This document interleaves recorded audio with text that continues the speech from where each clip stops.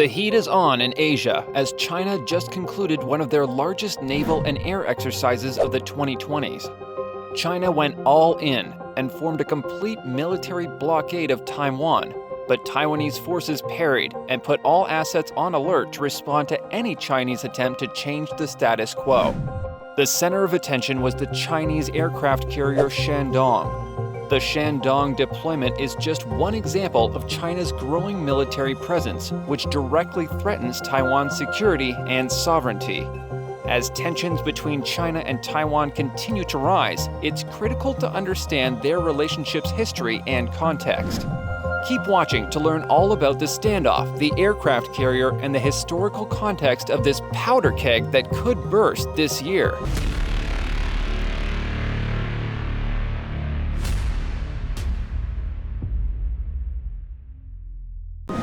In recent years, tensions between China and Taiwan have been on the rise, with China asserting its territorial claims over Taiwan and taking aggressive action to isolate the island.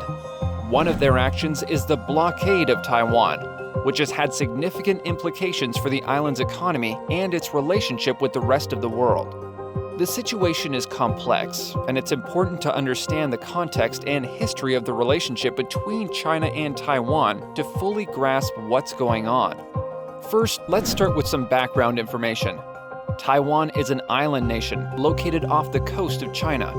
It was once part of China, but it split off in 1949 when the Chinese Communist Party took control of the mainland and the Chinese Nationalist Party retreated to Taiwan. Since then, China has considered Taiwan to be a part of its territory and has never recognized it as a separate country.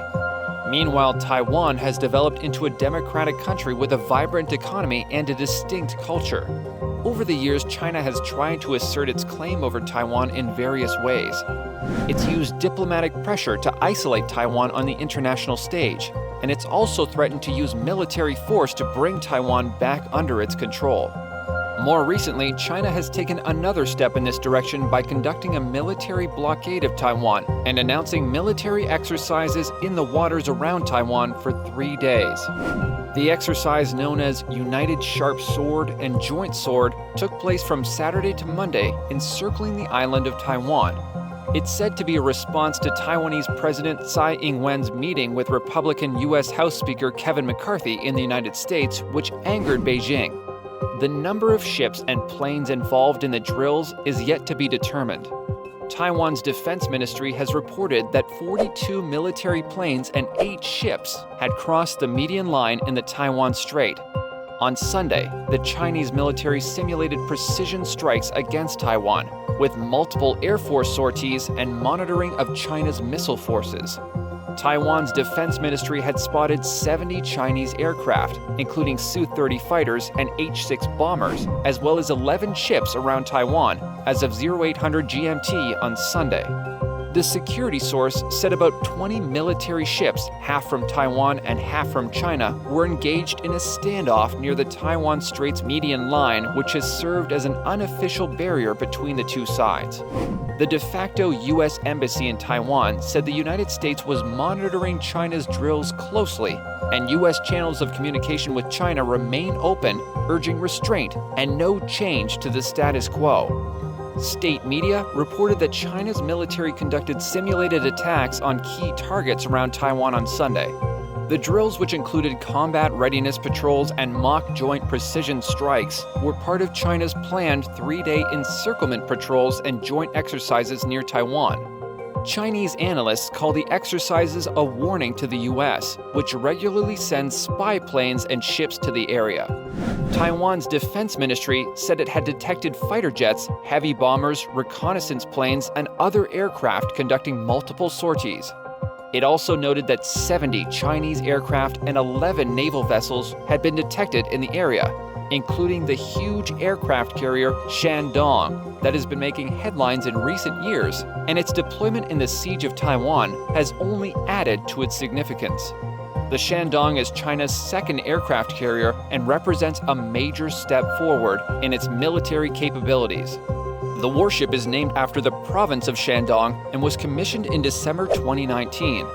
It was built entirely in China and represents a significant leap forward in China's naval capabilities. It has a displacement of around 70,000 tons, making it the largest military vessel in China's navy. It has a length of 315 meters, a beam of 75 meters, and a draft of 11 meters. The carrier has a conventional propulsion system and can reach a maximum speed of 31 knots. The ship's air wing comprises J-15 fighter jets, helicopters, and other aircraft.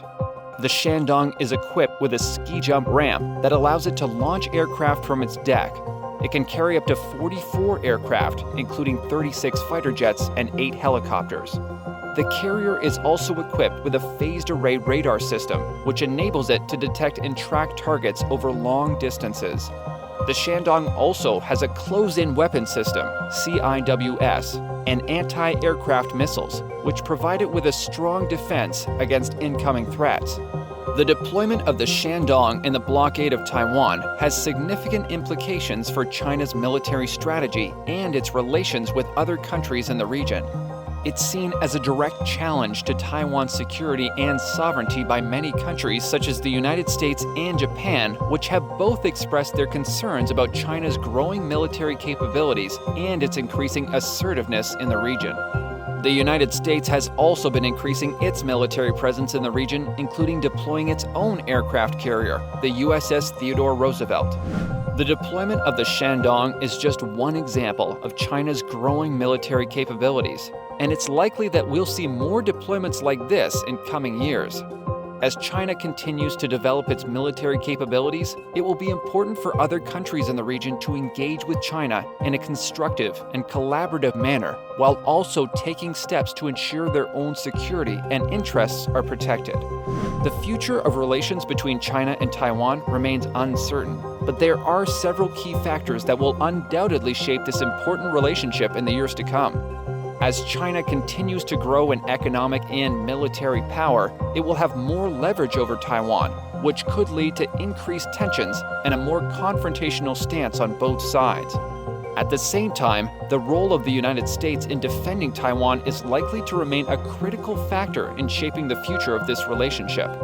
The Biden administration's commitment to defending Taiwan in the event of a military conflict with China has already inflamed tensions between the two sides, and any change in this policy could have significant implications for the region. What are your thoughts on the future of relations between China and Taiwan? Let us know in the comments below.